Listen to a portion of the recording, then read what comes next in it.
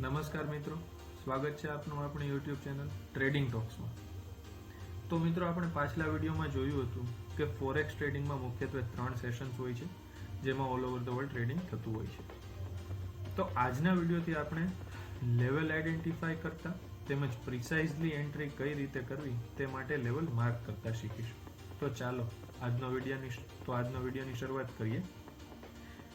વિડીયોની શરૂઆત કરતા પહેલા મિત્રો, જો તમે આ ચેનલ ઉપર નવા હોય તો ચેનલને જરૂરથી સબસ્ક્રાઇબ કરજો અને આપણા મિત્ર વર્તુળમાં મોકલશો, જેથી ચેનલ ગ્રો થાય. તો મિત્રો, આપણે જ્યારે લેવલ્સ આઈડેન્ટિફાઈ કરવાની વાત કરતા હોઈએ ત્યારે આપણે સૌપ્રથમ તો આપણા views for the particular day આપણે નક્કી કરવા પડે છે કે આજે આપણે બાય સાઇડનો ટ્રેડ પ્લાન કરવો કે સેલ સાઇડનો ટ્રેડ પ્લાન કરવો. તો મુખ્યત્વે તે આપણે કઈ રીતે નક્કી કરી શકીએ? જ્યારે આપણે આપણા ડેઇલી બાયસ નક્કી કરતા હોઈએ કે આપણે કઈ તરફનો ટ્રેડ પ્લાન કરવો, ત્યારે આપણે હાયર ટાઈમ ફ્રેમનો ઉપયોગ કરવો વધુ હિતાવહ ગણાય છે. જેમ કે daily time frame, 4 hour time frame અને 1 hour ટાઈમ ફ્રેમ. તો મેઇનલી માણસો જ્યારે વ્યૂની વાત કરતા હોય ત્યારે 4 hour ટાઈમ ફ્રેમ વધુ પ્રિફર કરતા હોય છે. જેમ કે હાલમાં આપણે જો વ્યૂ પ્લાન કરવાનું વિચારતા હોઈએ તો માર્કેટ અપ ટ્રેન્ડ પછી એક કોન્સોલિડેશન અને એક ડાઉન ટ્રેન્ડમાં છે, એક પુલબેક ઉપર છે. તો જ્યારે હવે આપણે ક્યારે બાઇંગ અથવા સેલિંગ ઓપોર્ચ્યુનિટી જનરેટ કરી શકીએ તેનો આધાર આ હવે પછીના લેવલ સ્લો કરવા ઉપર રહે છે. જેમ કે 4 hours અને ડેઇલી ટાઈમ ફ્રેમ ઉપરના જે લેવલ હોય છે તે ખૂબ જ સારી રીતે કામ કરતા હોય છે, કારણ કે ત્યાં હેજ ફંડ્સ અને મોટા પ્લેયર પોતાના પૈસા લગાડીને બેઠા હોય છે. એટલે જ્યારે પણ આપણે 4 hourના એક પણ સપોર્ટ કે રેઝિસ્ટન્સવાળા ઝોનની નજીક ટ્રેડ કરતા હોઈએ ત્યારે ચાન્સીસ બહુ જ હાઈ છે કે જે તે લેવલ રિસ્પેક્ટ થાય અને ત્યાંથી માર્કેટ રિવર્સ થવાના 100% ચાન્સીસ રહેતા હોય છે. જ્યારે આપણે શોર્ટ ટાઈમ ફ્રેમ ઉપર જેમ કે 1 minute, 15 minute એવી ટાઈમ ફ્રેમ ઉપર આપણે ટ્રેડ કરતા હોઈએ છીએ ત્યારે ચાન્સીસ વધુ હોય છે કે તે લેવલ મેન્યુપ્યુલેટ થવાની શક્યતા હોય છે, કારણ કે તે લોઅર ટાઈમ ફ્રેમ ઉપર હોય છે અને ત્યાં જ મેન્યુપ્યુલેશન થાય છે. જ્યારે હાયર ટાઈમ ફ્રેમ ઉપર તેવું થવાના ચાન્સીસ નહિવત પ્રમાણમાં હોય છે, કારણ કે ત્યાં મોટા પ્લેયરો પોતાનો પૈસો લગાડીને બેઠા હોય છે. તો આપણે મેઇનલી શું જોવું જોઈએ આપણો વ્યૂ સેટ કરતા પહેલા કે માર્કેટ ઓવરઓલ કયા ટ્રેન્ડમાં છે, હાલમાં શું માર્કેટમાં પોઝિશન્સ ચાલી રહી છે અને એના મુતાબિક આપણે હવે પછીનો ટ્રેડ પ્લાન કરવો જોઈએ. તો 4 hour ઉપર આપણે જનરલી લેવલ્સ માર્ક કરવાની વાત કરીએ તો આપણે જોઈ શકીએ છીએ કે આ છે સિંગલ ટચથી અહીંયાથી એક સારો એવો ફોલ આવેલો હતો.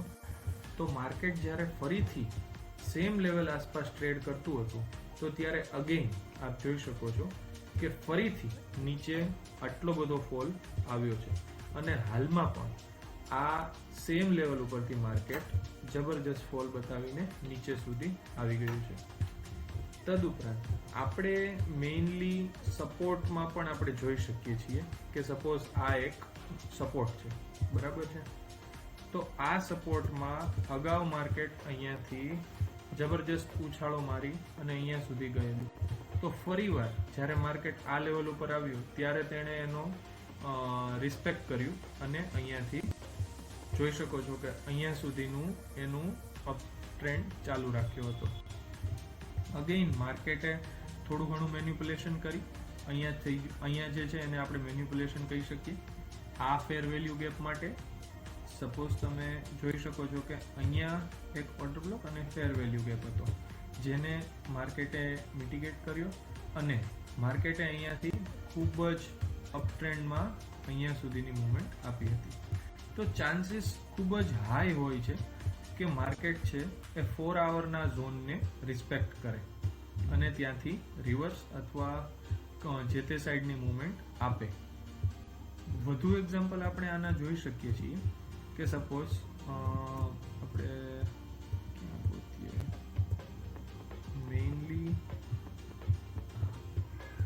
આ એક્ઝામ્પલ આપણે રિસેન્ટ જ જોયું કે આ એક સ્ટ્રોંગ 4 hourનો રેઝિસ્ટન્સ હતો. તો માર્કેટ ત્યાંથી 3 વાર જે છે એ જબરજસ્ત રીતે ફોલ થયું છે.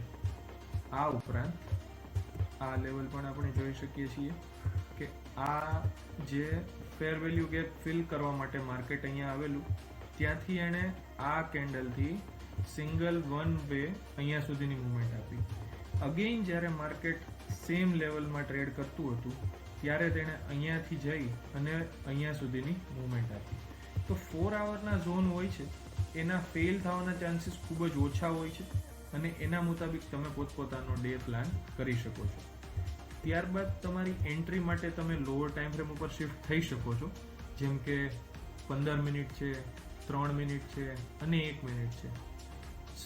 જો આપ શરૂઆતના સ્ટેજ ઉપર હો અને શીખવા માંગતા હો તો આપ મેજરલી 15 મિનિટ અને 4 કલાક 30 મિનિટ એવા હાયર ટાઈમ ફ્રેમ ઉપર જ પોતાના ટ્રેડ અને એન્ટ્રી પ્લાન કરશો, જેથી આપને તે ઝોન ફેલ થવાના અને આપનો ટ્રેડના સ્ટોપ લોસ અડવાના ચાન્સીસ ઓછા થઈ જાય છે. તો આ વિડીયોમાં આપણે આટલું જ રાખશું, કારણ કે વિડીયો થઈ ગયો છે લાંબો, એટલે હવે પછીની લેવલ્સ માટે પ્રિસાઇઝલી વધુ વાત આપણે નેક્સ્ટ વિડીયોથી કરશું. આભાર. ફરી મળીએ નવા વિડીયોમાં નવી માહિતી સાથે.